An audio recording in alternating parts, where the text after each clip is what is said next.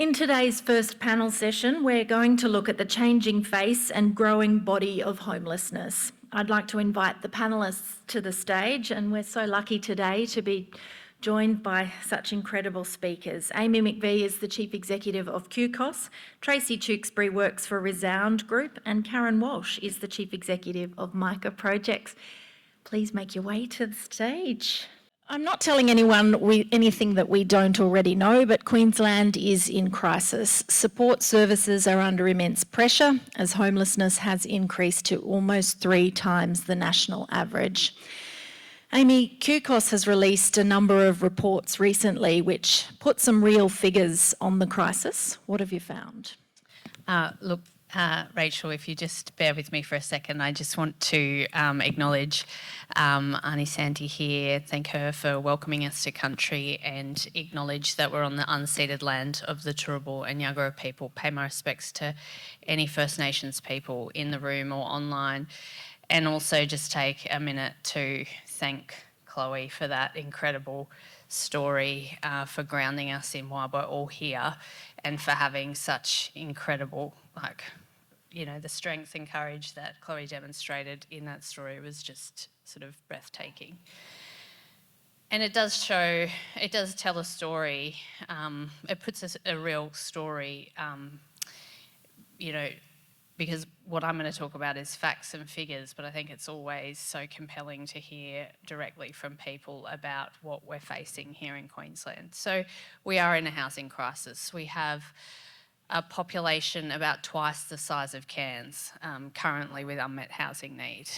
So about 4.5 years ago, QCOS launched the Town of Nowhere campaign, which is about ending Queensland's housing crisis. And the concept was that if everyone came together who was on the social housing register and formed a town, it would be Queensland's 5th biggest town, about the size of Gympie.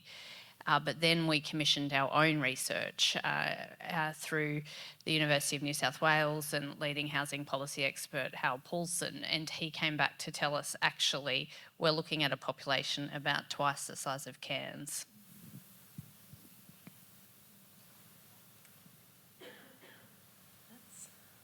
That's pretty significant. You have travelled the state recently and you've spoken to community organisations. What are they telling you? Well, what we hear across Queensland really does track really clearly to the data as well. But what we know is that we're seeing more and more people reach out to all kinds of services, not just specialist homelessness services, not just housing services, but across the board. It doesn't matter what kind of community organisation people are approaching. Housing is really the big issue. It is preventing our other services from doing their therapeutic work or other kinds of interventions because people don't have the basics. And so people across the sector are incredibly concerned about, I guess, what you would describe as the changing face of the housing crisis. More and more, we're working with women and children, with families, including people who are fully employed. And you put in our minds that town that's twice the size of Cairns. Are there any hotspots around the state? It is a race to the bottom. I mean, once upon a time, not that long ago, 5 years ago or so, you could still move out to regional Queensland and find an affordable rental if that was possible based on other aspects of your life, and it's really not the case anymore. We've seen rent increase in Brisbane across the last 5 years by about 50%, which is huge. But if you go to somewhere like Gladstone, they've seen rent increase by 110% in 5 years. Tracy, you do volunteer work in Musgrave Park and elsewhere. Tell me about what you've seen in the last year, just in terms of numbers and stories. Certainly a constant stream of families and individuals, young people, even mums with children are moving into Musgrave Park and living in tents. And it's just a constant stream. So if they get housing and they move out, there's just more people to come in and replace them. Yeah. And Karen, what does the data and the figures tell you about the changing face of homelessness? Is this on? Yeah, you just... I'm not sure that it's that changing, it's just more. And I suppose over the years it's always been First Nations people, it's always been young people, it's always been the women in the middle who get missed about whether they're families or whether they're single or whether they're in the child safety system or domestic and family violence, the prevalence. I suppose I think the challenge for us is to stop thinking about it in terms of silos and to think more of, well, what's the whole population? And among women and children and young people and men in the park or wherever, there are connections. They are families and they are friends and they are relatives. And I sometimes think when we start thinking about housing and calling it DV housing or this housing or that housing, we're taking away the basic right of housing. It's not about the issue that caused it, that you've got to find a house. We just need housing. And we don't really need to be that innovative. We just need to have common sense and build it, and then have proper pathways. I mean, the increases for women that they put out in Homeless Australia showed that in 2022 to 23, 7,884 women and 5,596 children who had experienced DV were assisted by homeless services. But the issue is that in the last 10 years, that number of women and children sleeping rough or in a car has more than doubled, and the number who are couch surfing has increased by 79%. So, you know, it's just... And it's always been these people. It's the most disadvantaged in our community, living on Centrelink, who don't have enough income to pay their rent, who are marginalised by a lot of our systems. And I suppose when I think of the significant increase in families, we've never had a family homelessness system as such. You know, it's no surprise that women on single parent payment can't pay the rent because it's just too high. Even with the percentages, it's even more from their point of view. And that's been pretty consistent over a decade, ever since the floods, when a lot of low-income housing went. So, you know, I think it's about now facing the question of a solution is how do we go to scale? Because clearly what we've got in our plans isn't enough. So you've talked about the scale being greater and the rents being higher.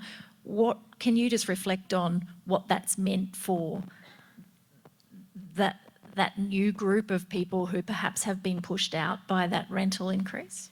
I mean, obviously people with jobs could previously find somewhere, but also people with jobs reorganise themselves to live with more people and pay the rent. But even that's getting harder because houses have disappeared due to COVID and negative gearing, people selling. The equity moment came to get that big investment amount that people were looking for. So it just means you've got more and more people in very diverse situations becoming homeless. It's not just the vulnerable, but the vulnerable are always pushed more and the people who are the poorest are always pushed further. So I think that we do have to look at it as a population group, understand that diversity, and for women, not just see women by their experience, but just as women with individual rights to access to income and housing and safety. Before I move on, would you like if I put this table here for you? and can I do that for water for you too? You're all good. Tracy, you've lived through a period of homelessness. Would you mind sharing your experience with us today? Certainly. My experience was due to domestic violence. I had an action plan, just like Chloe was talking about. I was waiting for the ducks to line up so that I could keep the house that we were renting, keep the children with me, and have the perpetrator exit the home. And that didn't happen. He assaulted my daughter when I was out. I came home with all her furniture and clothes on the side of the road, and she was missing. the exit plan happened in that moment. I jumped in the car after he, of course, gave me a 45-minute, very violent, abusive serving.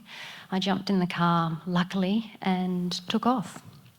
We were homeless in my car, couch surfing in a machinery shed for 11 months. I was working, as Karen was talking about, but I didn't have enough money to get a rental. We were in the western suburbs. I didn't want to relocate to a different suburb. I wanted my children to maintain a network of friends. I wanted myself to have a network of friends that truly understood, the inner circle of friends that didn't really, that weren't prejudiced, I guess, or they didn't know the perpetrator. But the cycle of homelessness for me was that I went to the Department of Housing in my gorgeous navy business suit at lunch break of work, and they virtually threw my application into the bin as I walked out the door. I went to every agency I could think of. I was driven, and in that moment of being driven, I was absent from my daughter emotionally, and her fallout, her trauma, just got worse and worse and worse. I probably didn't mention, but I ran away with only one child, and I left 2 in the home with the perpetrator. I've got 5 children, so 2 were already at university, but it's heartbreaking. I left 2 kids at home, and I knew that they were being abused. I knew that I couldn't do anything. I was powerless to get them to live in the car, in the machinery shed where there was no power, no light, no water. We were using, and this is the funny thing, right, is that it was a very beautiful property where the machinery shed was. I was friends with the owner of the property, and she lived in her beautiful home on her own. And my daughter and I were in the machinery shed using the garden hose at night to clean ourselves. The stables where her horses were kept had hot and cold running water, but we certainly couldn't make use of that. It's amazing how people, they want to help, and she did, she wanted to help, but she had no idea what it meant. Even though she was looking at me every day, falling to pieces, she didn't understand what this meant for me. It just was what it meant for her. I was using her water, and she actually came to me with her water bill and asked me to contribute to it. I mean, I wanted to pay my due. I'd always worked, I'd always paid my way, but it was impossible. I was falling to pieces. And when I finally got housing, that's when my nervous system kind of let down. That's when the trauma happened. That's when I started piling alcohol into the equation, trying to become numb, trying not to feel anything, actually, becoming more absent emotionally from my daughter. And she was 13 going on 14 at the time, and that's when she started to do all the things that Chloe was talking about, running away, hiding, vanishing for 15 hours. One night she went missing at 9 o'clock and I didn't find her till midday the next day. I was hysterical. So the impact is the psychological impact. Once you get a house, it's not better. It's where you need the support to come in and wrap around you and try and help you cope. Psychologists are not affordable on Centrelink. Specialist services are infrequent. You can't get an appointment every week when you need it. You're left to cope on your own for 3 months before your next appointment because they're so busy. There's so many people needing this support. So I guess that's my nutshell version of Thanks so what much, happened. Tracy. Again, it's incredible for us all to hear those very real stories. Karen, stories like Tracy's are hard to hear. In the midst of this crisis, I want to talk a bit about resourcing and how the people in organisations like yours are faring with the workload, with the stories, with the support that they're trying to give. How are your people? Well, they're tired. I think, we struggle to answer the phone. We have more unanswered phone calls than we've ever had. We probably feel a little bit, why aren't we coming up with a solution? As homeless services may feel that that somehow we're not doing something right when the issue is housing supply, and that constantly we've created a system that is not simply about getting housing, it's about how do you hold the tensions in people's lives while they wait for housing. We're using motels. Really the state government could go into the motel industry with the number of departments that are using motels. And I just think it's a completely inadequate response, even though I believe it's better than sleeping in a tent, because at least people have a bathroom and a shower, and that's certainly what people tell us, even though they're stressed and can't. The number of children in a room, in a motel room. And I suppose we saw it coming, and I think for homeless organisations where we are listening to people every day, we mightn't always get it right, and we mightn't always have the right response. But staff do hear and are impacted on by what they see and listen to. And I think people have been saying this was coming for a long time. And I don't know that any one sector of the community is responsible, but there is no solution without social housing. And I think that for a long time for families, we were pushing people into the private sector, even though we were saying 60% of their rent isn't sustainable. Like within 18 months, people are coming back. And I think what we're seeing is too overcrowding. Many of the houses that have been sold that people were living in were people with lots of people in them. So, now Brisbane and I don't know what the Queensland figures are, but I know for Brisbane it's well over 200 families a night and over 100 individuals a night in motels. And I think that how we see that is difficult. It's not the answer. And when we're planning on building 2,003, how many houses is it a year? 2,300? It'll go up, yeah. Well, we need a lot more than that. And I suppose in planning, we're never planning by looking at what is the crisis and what is the solution and what needs to happen in between. So for every crisis bed, we need a social housing. So, we've just got to look differently at how we plan, I think. I want to talk more about social housing and some housing solutions, but I'd like to get your thoughts, Amy, on that workforce question.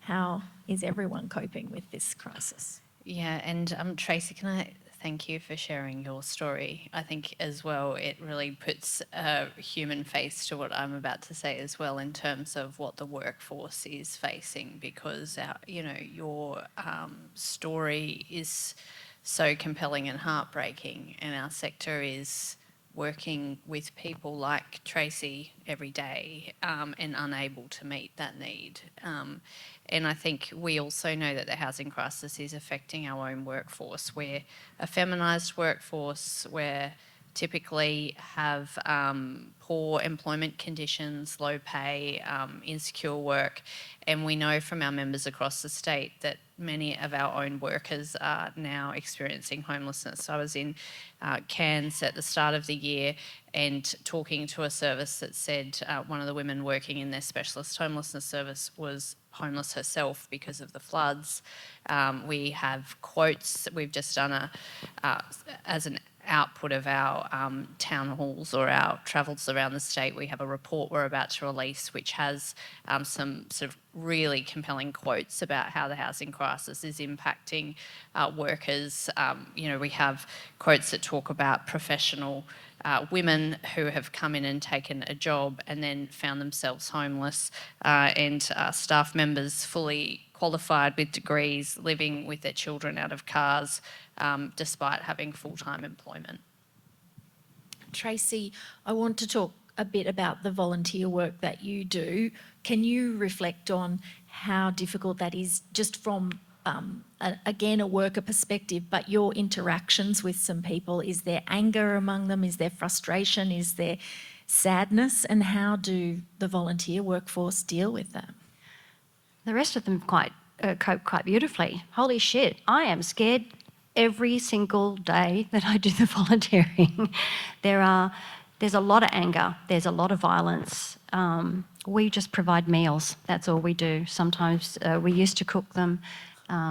We used to cook the meals at the barbecue at Kurulpa and provide meals, and that sort of went quite smoothly until the violence started to escalate because the people that were coming to have meals, barbecue dinner, barbecue burgers, the word got out. So, and that's what we wanted. We wanted lots of people to come. We catered for a lot of people, but it became more and more violent. So I think it was a service that's now been shifted to Musgrave Park, and it's no longer burgers, there's no barbecue, it's just pre-made salad rolls.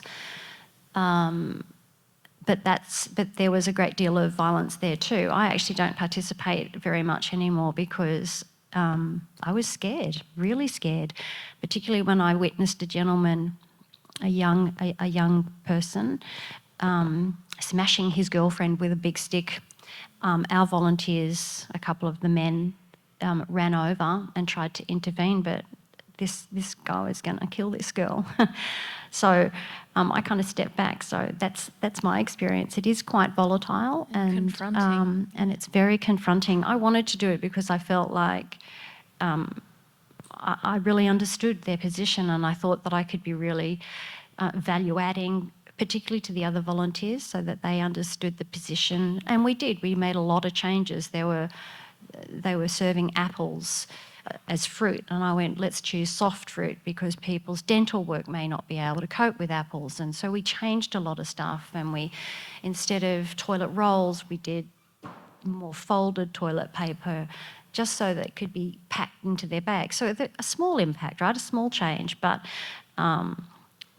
too scary, much too scary for me. So I want to talk about housing and housing solutions. Karen, you were talking about the social housing issue, and I want to hear more of that. The housing crisis has triggered some big commitments. On the table right now is a commitment to build a volume of houses that hasn't been seen since World War II. In that respect, it took a crisis to prompt an outcome. Can you reflect on what's on the table right now in terms of promises? Well, You need the your problem mic, is Karen. how long it's going to take is probably, as a person engaged with people who are homeless every day, you think, you know, this is great. I think the plan, the Homes for Queensland plan, is a great start. Just happened too late. But, you know, there's no one, you can't just say it's the Queensland government or that Queensland, it's happening internationally, it's happening all over. Certainly we had no commitment from a federal government for 10 years in relation to housing, but that just is the other problem of everyone passing the buck. It's something that I suppose we just have to have governments that say this is a priority and then put it into practice. I don't think social housing is the only answer though. I think Tracy was just referring to the safety issues. You know, the overrepresentation of people with a mental illness, both male and for women, is really high, and people are seeking secure solutions. They don't want to be in a house that is unsafe or that hasn't been fixed up for ages, or it's just been fixed up or dealing with mould, I think you mentioned earlier. Like there's lots of issues with the housing stock we've got, and I think, you know, that we need parallel things to happen. How do we fix that stock? How do you get more out of it if there's land available?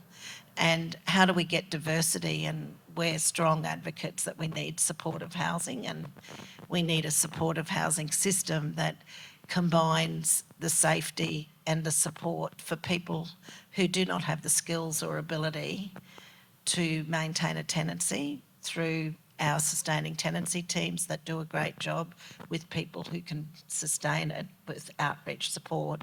But there's a hell of a lot of people who can't.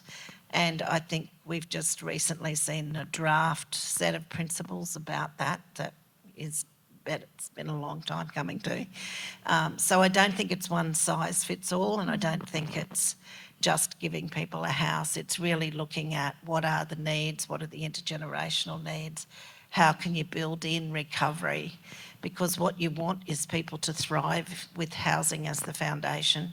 And to do that, there's a lot of impacts that being homeless for years has had on people's lives, and we need to really be able to address those two things together. Amy, can I get you to take away where Karen left off? I heard the Federal Treasurer on the radio this morning saying the federal government is making a commitment of 1.2 million houses over the next 5 years. Is there enough, and are we starting to see it come online? Look, I think, as Karen said, the commitments we've seen in Queensland are to be applauded, and I think we do have the most ambitious housing plan here in Queensland, and I do think that is because our sector called this issue out years ago and started really solidly campaigning and making sure our government understood the crisis that was coming. We do have that ambitious target of 53,500 new social houses by 2046. Our research shows that we need about 1,400 new social housing dwellings per year just to keep us where we are, and we'll start to deliver that type of volume, I believe, by the end of this financial year. It's then sort of set to scale up to at least 2,000 a year, and then after that, so that's in 2028, we'll start to get to a position where we're building more than what we're seeing come onto the register. So this is a really long-term plan, 20 years to get these houses built. And as we've heard from Karen and Tracy and others this morning, really, there's going to be a generation of people then that are living through this crisis. I think there is absolutely more that can be done.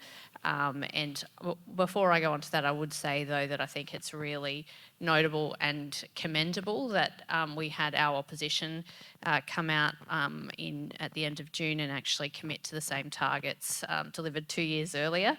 But that is really significant to know that regardless of the outcome of the election, those targets will still be worked towards. But I would say that social housing is part of the picture.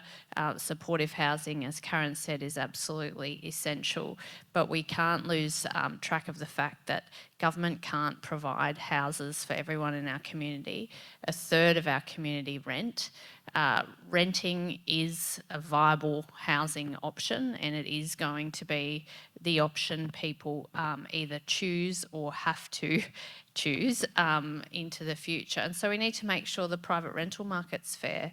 And right now we're seeing costs increase in a way that means that people who are not eligible for social housing, who should be able to afford housing, can't afford it.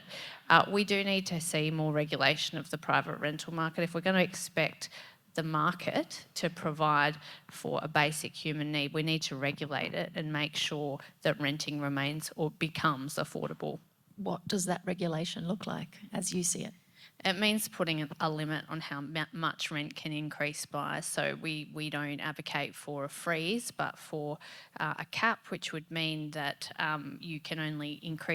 landlords can only increase rent once a year, and there would be a methodology that caps how much they can increase it by. The ACT has one in place that calculates that by reference to CPI, so it does take into consideration increasing costs, and so we think that's fair for landlords and fair for tenants. I was interested to hear you say just then that the sector here has done so well in sort of clanging the bells and saying that this crisis was on the way. Karen, what's the sector's experience been like in advocating for funding? Slow and painful. Now we're getting real. Good. I don't want to put down the effort government and public sector make, but I do feel that it is really slow when we make suggestions. I think it's slow when we come up with ideas that have worked. I think this ping pong around which population group is more important is a problem, and we all need to accept that. What's another way of doing it? Every population group has a right to housing, and we need the pathways and the kind of housing that will solve the problem. That it's whether that's a pathway from DV, but the answer there is very secure housing. And we've got to get over some of our differences, I suppose. Some of us think scale is more important, others don't think it's important. We need both. We need everything, and I just not sure that we will make any difference if we don't really map it out with all the needs being seen in parallel to each other. Since we've had this forum last year, there have been a number of housing roundtables that were held as a follow-up to the housing summit. Do you get heard in those forums? Both of you, do you want to comment on that? Is that a good space? We read it in the paper. We like to think that there's wheels in motion. There's no question we're heard, but that's not the measure. The measure is really how can we see our solutions in the solutions that end up being funded and invested in. And we do see some, and I'm not saying it's all bad news, and I do feel heard. I just feel that it shouldn't take so long. And then in the construction phase, I think we've got a long way to go to get partnerships. I'm glad Victoria's had the perfect partnership and it's worked. But I think that it's not about who gets the money, it's about who is contributing to the design and the effort and what is needed per population. And I mean, social housing is very much a one-size-fits-all approach, and that's been our history. But we know we're in this position because of other government policies. Our when I started youth work, it was the deinstitutionalisation of children from orphanages. Then it became the deinstitutionalisation of people with a disability. Then it was people with mental illness.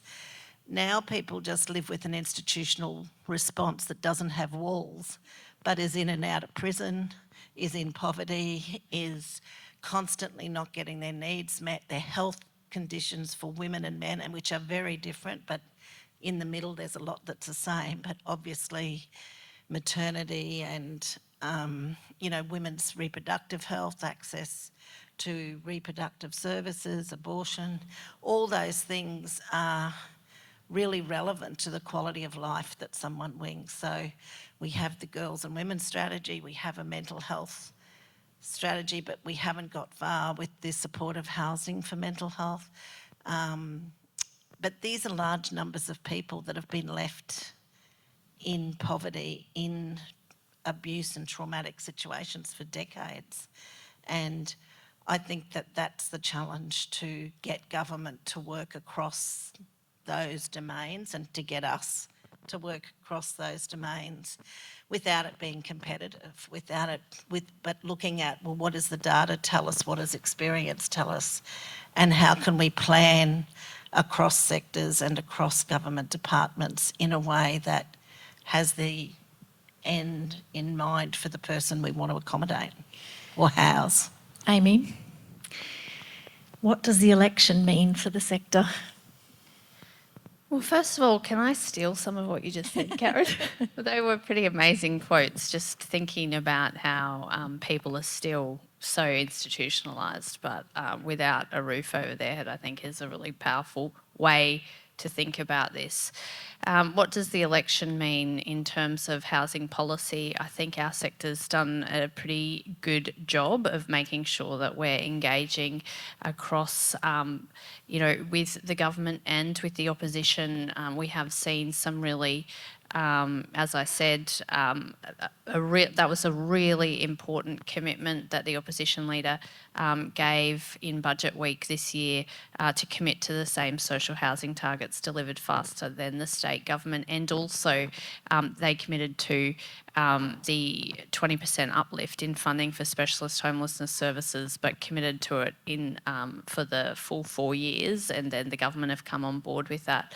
I think what does the election mean? Let me just say one more thing, Yes, Rachel. go ahead. No, but on this topic, I want to know specifically, it makes me nervous that there's going to be a slowdown in actually getting things done, because we're going to go into a caretaker mode, then we're going to come into the new year and all of these departments have to sort of relearn the language of the sector and what to happen. Well, that's a bit depressing. I think, I think what I was going to say is that, one of the things that I heard a lot when I was travelling around the state this year was, regardless of whether a government changes, we're still here. The housing crisis is still here. We still need to do the work. There is a program of work ongoing to deliver social housing. It has bipartisan support. And we still need to be here. We still need to be working hard, and we still need to be working with whoever we need to get solutions. Tracy, I'm sorry we've been talking about structural things, but I want to give you the last word. You talked about getting into a home yourself and the support that you needed to wrap around you. Can you just reflect on that for us again? What sorts of things did you find that you needed most when you were in a home? You talked about perhaps there was a lag in your own trauma 12 months later. At this point I wasn't working. I'd lost my job when I finally had housing. I wasn't performing, and even though they fully understood that I was homeless, they still terminated my contract. So by the time I got to a home, my nervous system at that point actually I went into hospital. I had a breakdown on the first night that I was in there. I remember thinking that I was lying on the floor. I didn't have any furniture. I didn't know what to do in terms of getting furniture. I didn't have a fridge. How was I going to keep food in the fridge, fresh food for the kids? I had 2 children at that point that had relocated to be with me in a house with no beds, no furniture, no nothing. And they were off. It was the first night I had the keys. The kids weren't there. And I lay down on the ground on an old horse rug and a pillow that I'd had from the car. I threw a bottle of alcohol down my throat, red wine, because I wanted to numb myself and completely knock myself out. And I subsequently developed a substance, alcohol dependency, because that was kind of my life, living in the car. And the next morning when I got up, I thought, I woke up at 3 o'clock in the morning and I was vomiting. And I guess that's what you do when you put a lot of red wine down your throat with no food. And I went to the hospital. I tried to do all the right things in terms of how I went for a walk in the green spaces. I tried to get fresh air. I tried to do all the right things to settle my nervous system back down. Had coffee with a friend. I did all of that. But then I realised by about 2 o'clock on Saturday afternoon that I was having a breakdown, and I went and checked myself in. That's kind of the beginning of having that trauma. And at that point, then Centrelink, after I had, got out of the hospital and I'd organised Rise Up, came to the rescue and organised furniture for me. The Micah girls were actually instrumental with that, which was extraordinary. And I guess that's when Centrelink said, well, you've got to work now. And I thought, I really do need to get my life back into order. I need to get a job. But what I found was that I was piling trauma on top of trauma because I couldn't cope with dealing with big crowds. I didn't want to work with powerful men that frightened me. I didn't want to work with anyone that was going to challenge me because I was too fragile. I needed to be home because I wanted to be there for my children. It was just trauma piled on top of trauma until I sort of basically broke down again. And that's when I became absent from my daughter. When she became, she was maladaptive at that point. She had no emotional regulation. And so the trauma just kept piling up because that's where her mentor, I guess, was her father. So the only thing that she knew what to do when she was in trauma was to be violent back to me. So she just started piling her violence or her dad's violence that she had learnt onto me.